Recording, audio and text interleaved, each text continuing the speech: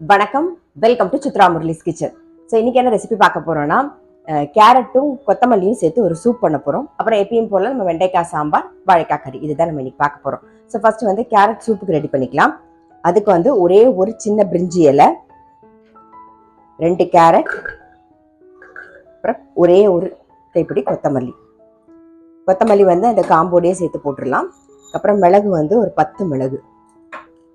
இதுக்கு ஒரே ஒரு டம்ளர் தண்ணி விட்டுப்போம்.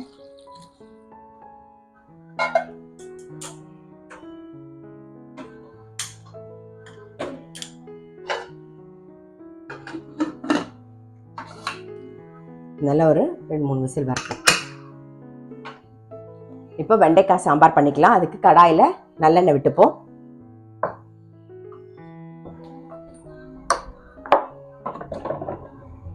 தாளிக்கிறதுக்கு கடுகு, 1/4 டீஸ்பூன் வெந்தயம், பெருங்காயம், வெண்டைக்காய், ஒரே ஒரு பச்சை மிளகாய், கொஞ்சம் கருவேப்பிலை. வெண்டைக்காய் எண்ணெயில கொஞ்சம் வதங்கட்டும். இதில் புளித்தண்ணி சேர்த்துருவோம். சின்ன லெமன் சைஸ்ல புளி வந்து கரைச்சி விட்டுருக்கேன். இப்போ வந்து இதுல மஞ்சள் பொடி சேர்த்துடலாம்.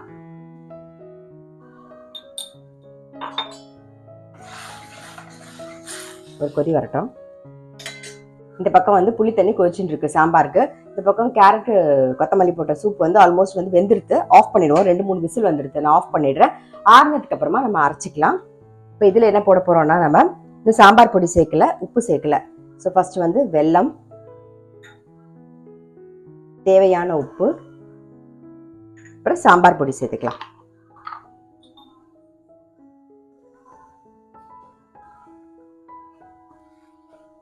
ஒரு 3 டீஸ்பூன் சாம்பார் பொடி சேர்க்குறேன். நல்லா கொதிக்கட்டும்.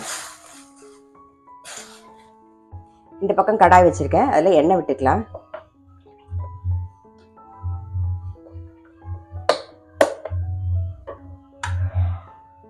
கடுகு,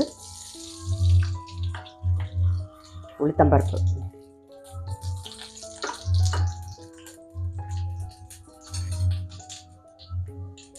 இப்போ கருவேப்பிலை.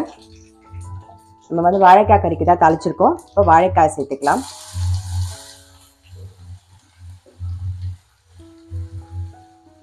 இதில் கொஞ்சம் மஞ்சள் பொடியும் சேர்த்துப்போம். அப்புறம் தேவையான உப்பு.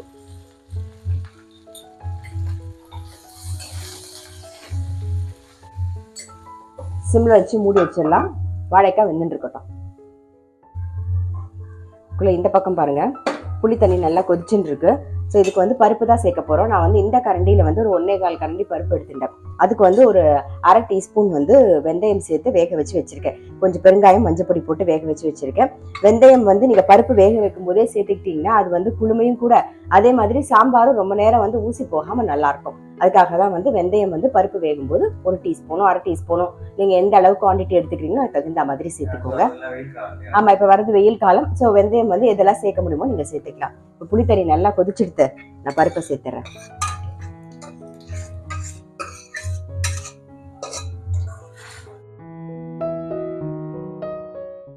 இந்த பக்கம் வாழைக்காய் வந்திருக்கு. ஸோ இப்போ இதில் காரத்துக்கு வரமிளகா பொடி சேர்த்துலாம். கொஞ்சம் பெருங்காய பொடி, இஞ்சி சேர்த்துக்கலாம். இஞ்சி கட் பண்ணி வச்சிருக்கேன்.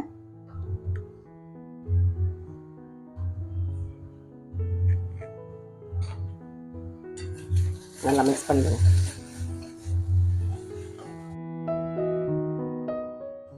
இந்த பக்கம் சாம்பார் ரெடி ஆகிட்டு இருக்கு. இந்த பக்கம் வந்து வாழைக்காய் கறிக்கு அரிசி மாவு கொஞ்சம் தூவிக்கலாம். நல்லா கிறிஸ்பாக வரதுக்காக தான். ஸோ நான் நல்லா மிக்ஸ் பண்ணிவிட்டு அப்படியே பரத்தி விட்டுருவோம். அது பாட்டு ரோஸ்ட் ஆகிட்டு இருக்கும். அதுக்குள்ளே நம்மளுடைய வந்து கேரட்டு கோரியண்டர் சூப்புக்கு வேக வச்சுருந்தோமா, அதை நல்லா ஆறிடுத்து பாருங்க. அதுவும் அரைச்சி எடுத்துன்னு வந்துடலாம்.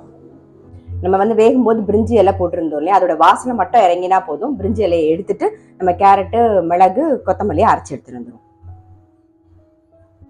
இப்போ அரைச்சாச்சு.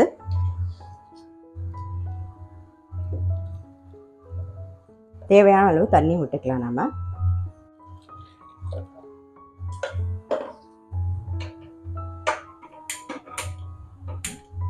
லைட்டாக ஒரு கொதி விட்டுக்கலாம்.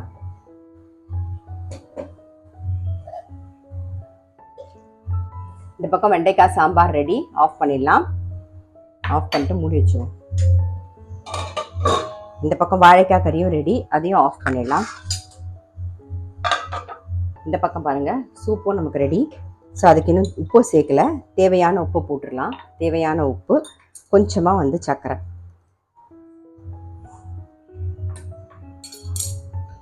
அவ்வளோதான், இதுவும் சூப்பும் ரெடி.